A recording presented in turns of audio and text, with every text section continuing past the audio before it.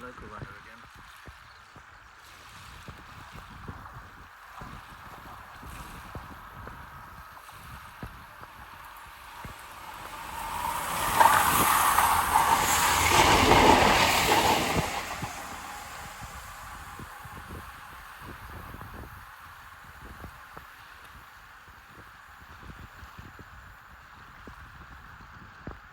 Exmouth to Paignton one.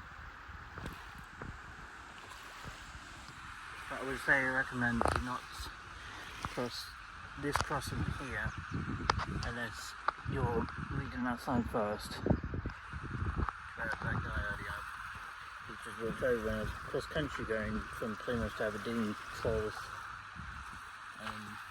just randomly walked over and the train's doing 90 miles an hour. Some people are really nuts. Do not do it.